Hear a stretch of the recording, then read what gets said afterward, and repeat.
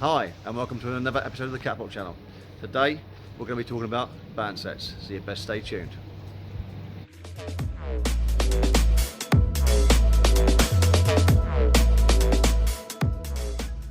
Hi guys, and welcome to another episode of the Catapult channel. So today, as I said, we're going to be talking about how to make some band sets. Now this is not a new concept, this is something that I've done myself before in a previous video, and there are other videos online of how to do this. The thing is, old techniques, they change, and as time goes by you evolve when you make the job easy for yourself. So this is a bit of a refresher course on how I now make my band sets moving forward.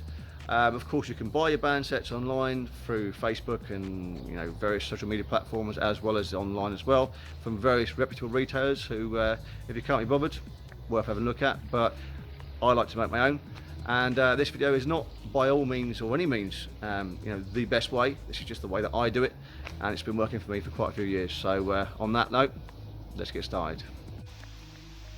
A cutting mat, some scissors, a pen, some pouches, some elastic, tying material, and a ruler. Let's not, of course, forget about a band jig. That's mine. Also, not essential but highly advisable is a quilting ruler, which essentially is a bit of perspex with some marks on. Obviously for cutting along your bands, nice and rigid, nice and thick. And a template, which is a custom one, which you can buy online. You don't need this, you can just cut them out using the ruler, but they certainly help. Right, so first up, what you want to do is get your roll of elastic. This is for tying and making flat band sets. This is some BSB. So what you need to do, first and foremost, check for any imperfections. Looks pretty good to me. This is on a very small cutting mat, but it's all I use. So once you've measured out along the line, so it's nice and flat, you want to know for this step what your draw length is, as well as your taper, which we'll come to now. My draw length with this band is 14.5 centimeters on 145 mil. I actually cut the starting length for 17 centimeters. That gives me 5 mil on the fork end to tie on or clamp, and it gives me 2.5 centimeters on the pouch end to obviously tie on. So we'll cut this now. You can use any ruler you like. So I cut my bands to 17 centimeters, like so.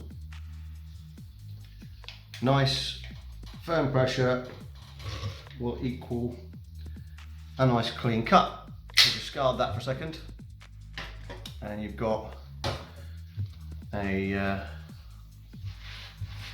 piece of flat elastic which is approximately 17 centimeters in length. So next we need to cut the taper. What the taper is the width of your bands. They're normally thicker at one end and thinner at the other, which allows for more speed. You can of course cut straights, it's completely up to you. There are two ways of doing this. You can either, I shoot a 16 to 12 taper, so you can actually go along with a ruler, mark out 16 mil, then 12 mil, then 16 mil, then 12 mil, then 16 mil, then 12 mil. Then on the other end, 12, then 16, then 12, then 16, then 12, then 16. And then obviously line up your ruler and cut along the lines, and there's your taper. That is very time consuming for me, so I don't bother. What you can buy online, what I use is this, which is a taper jig, I suppose you'd call it, taper template. These are worth the weight in gold. They already have measurements on there. So if you look, you see the measurements. That's for 200 mil long bands, 190, 180, 160, 150, 170. So what you do with them, and again this is cut to my taper, which is, you can see that on there, 16, 12, 170. So total length. So what you do with this, you put it at 170, which is like that, line the bottom band up. Just double check that it's right, which it is. Now applying firm pressure, and you must maintain pressure throughout. It's quite important this, so apply firm pressure and simply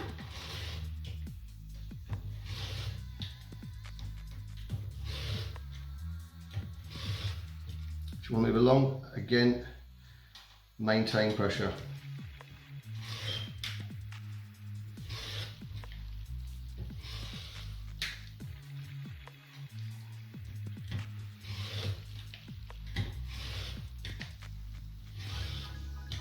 Last cut, it's always most important. Right, and that's it. What you do, lift up your template, and look at that. Perfectly cut bands. And they are millimetre perfect. Well worth the investment. You can get these from several retailers online. You can get this one's from GZK China. Although you can get them also from Celtic Catties in the UK, and I believe Woo Gym sells them. Worth their weight in gold and a very big time-saving device. It sure beats measuring out with a ruler, which we used to do years ago. So now on to the next step. So for this step, you just want to double check everything.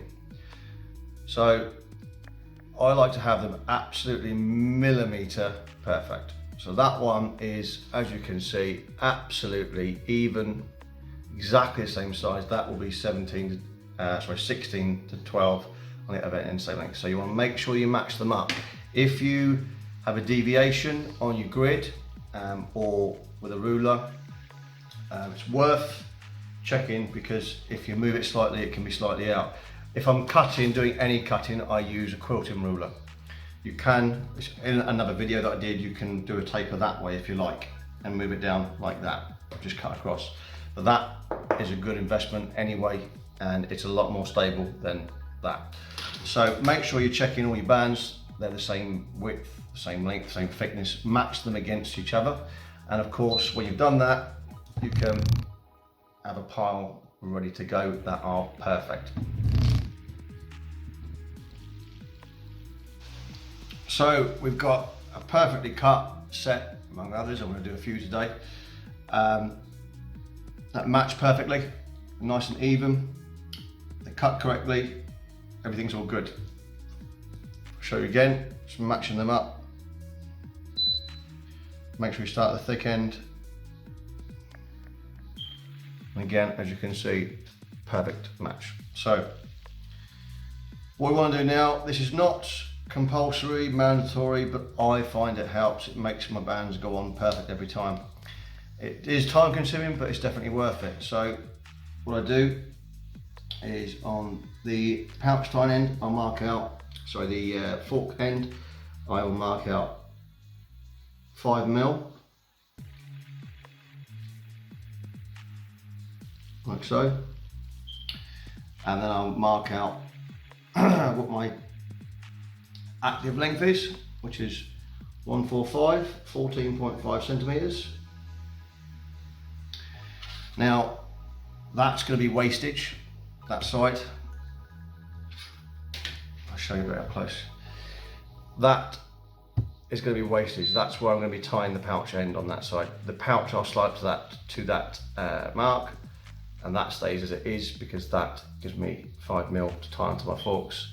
But that ensures that from there to there, that is the active band length that I am using. So let's do the other one, and then we'll start tying pouches on.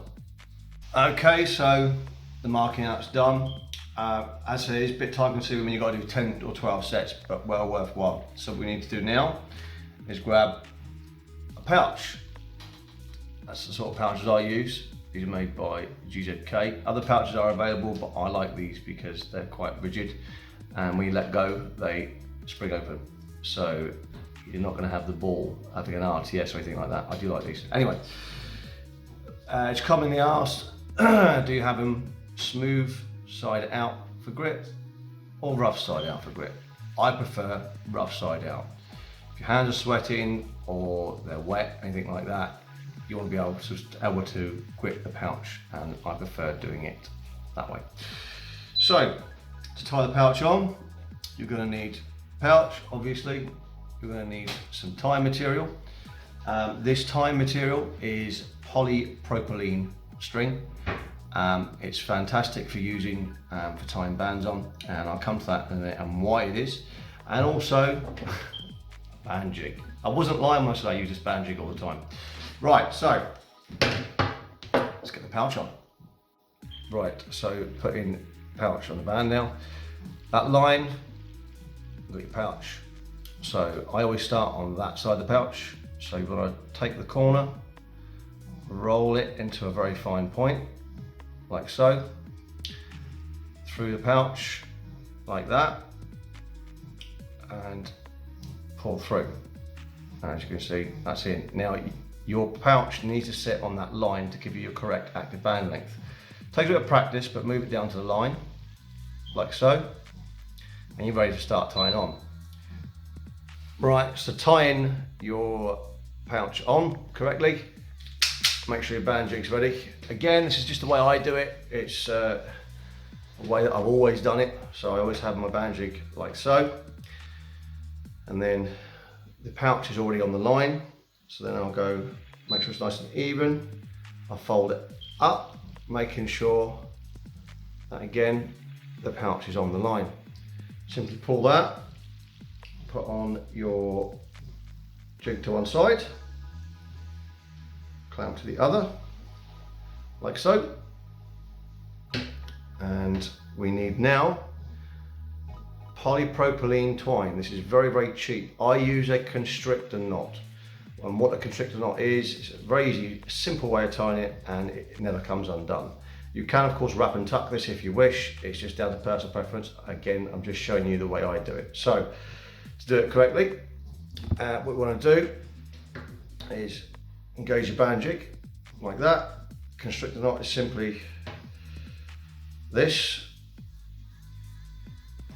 and then you pull through like so. Make sure it's nice and tight. Now what I do like to do is once I've tied my knot, lots of tension, slide it as far to the pouch as you can. What you don't want to do is have it up here, and then when you pull the elastic back, the pouch moves, the knot moves.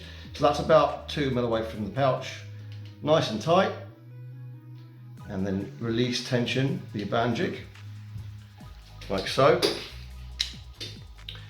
Then we simply cut off the excess string. Now for the next part.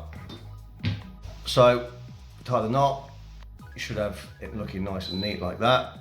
So what I like to do now, the reason why I use polypropylene twine is you can burn it and it molds and it melts. It doesn't come undone. So get your lighter. Make sure you don't burn your rubber, very, very important. Takes a bit of practice. So you do both sides. Push it down if required. And now you have a nice tidy band set that's not going to come undone because you've singed the ends. You've melted the ends so it can't come undone. You want to bend that over and cut as close as you can to the knot. And there is one completed side of the perfect band set. Let's do the other side. And there you have it. One completed band set. Nice and tidy. That's an over the top band set, ready to be shot. That, as I said before, the line at the bottom there will give me my length to clip into or wrap and tuck, whatever you want to. So from those lines to the pouch should be exactly 14.5 centimeters, which as you can see, it exactly is. With a bit of practice, you can actually make very, very neat, tidy band sets. This is what I do myself and how I do it. Like I said, there are various other ways, but that allows way to be attached and shot. It really is as simple as that.